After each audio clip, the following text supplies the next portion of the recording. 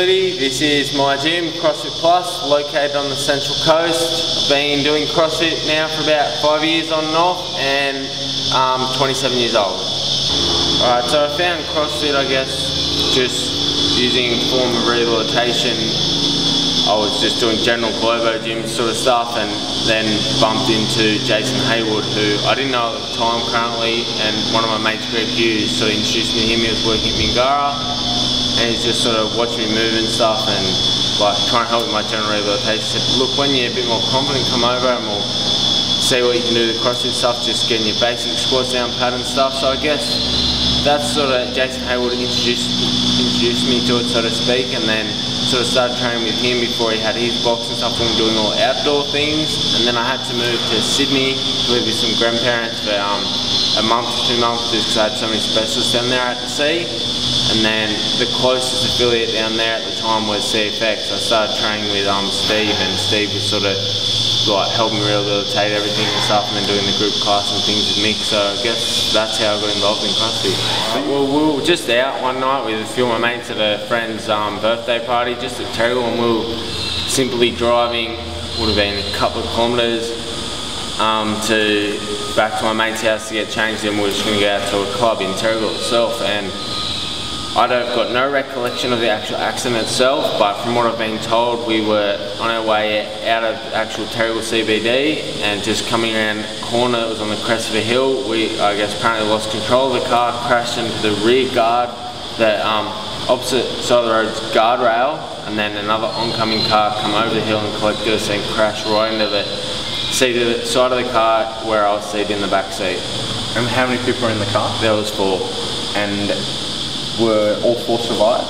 Yeah, all 4 survived. The driver, obviously, funnily enough, they never get injured, with minimal injuries. The front seat passenger not just, but broke his pelvis pretty severely, but he didn't suffer any head injuries. Then myself and the other rear seat passenger both got airlifted to hospital in Sydney, and both in comas. Suffered a brain injury, and as well as I broke a lot of bones in my body. Broke my back, my neck, my hip, my tibia, fibula and femur, as well as that many things I can't remember, but I know I suffered a major weakness whole left side of my body. To start with, I couldn't even move my left hand or anything like that, and I guess it just, the biggest effect that I still have today from it is my processing skills are a lot slower, and my speech. When I get put on the spot or a bit nervous or excited, I slow my speech, or if I'm out and I'm tired, or if I have maybe a drink and a half, and that will affect my speech. So yeah, generally I guess brain injury as such, to start with, they didn't even think I was going to survive. So the extent of the brain injury, they thought I wasn't going to survive. Then I did. They told my parents I'm just going to be a vegetable, and then it was just every day was sort of just guessing every day from there on in what they were expecting. But I think it would have been about 3 to 4 weeks till they realised I'm going to be functional again, but to what extent they didn't know. They didn't know, because I started to be able to talk, but not proper speech by any means, and start to sort of start to use my right side of my body and things like that. And they're like, he's just going to be paralysed down the right side of his body, his left side, sorry. And yeah, just every day, as I said, was just a guess. Didn't know how far I was going to come. So I had to learn how to speak again, probably how to even feed myself, and just the general things from walking and just getting changed in the morning. I used to have one of the nurses used to have to come in and brush my teeth for me to start with and everything like that, because I had to read. And before that accident, I was left-handed, and then obviously I couldn't do that, so I learnt to write right-handed, but now I've gone back to left, so I had to kind of learn all new things. It was really hard, but I guess it was really good. to learn a lot from going through everything, but I definitely don't wish that upon my worst enemy. But like, I know you said you're glad you went through it because you learned, but yeah. Have you got any like sort of more deep-seated emotions? Like, sometimes do you get upset that it happened to you, or are you totally okay with it now? Sometimes I still get upset with it. Like, if like an injury flares up, it will really get me down. But I know how to manage that and maintain it, so it doesn't take me long to pick myself back up. Then different things like the filming industry, where I was involved in the surfing industry, doing a lot of filming, I'll get down times when I know the surf's like pumping and I just I've got the desire to go back out there, but I haven't got the confidence to get back out in the water and do things. So I still go in the water as much as I can, still have a passion for the ocean, but generally just on paddleboard and swimming around and stuff, like not surfing to the extent I used to. And have you surfed since? Like, have you? Yeah.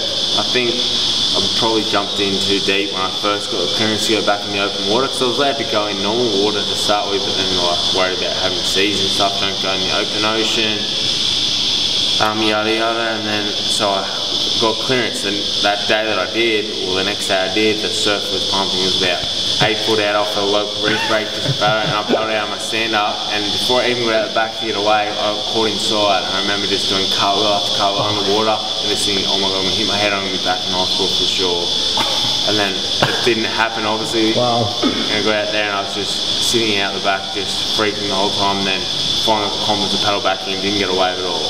So as an athlete, I guess maybe the days are gone in that sense now, because just focusing on the business side of things, trying to get other athletes, get them, that'll be my passion, is to get people to the games and stuff and see them achieve their goals, because I've achieved mine in the sense of coming from where I was after the action, where I am now. I want to get other people to achieve that, whether they've had an injury or they're just a person that couldn't do a pull up, but now they can, just small steps like that with everyone, and get them to achieve their goals. Awesome.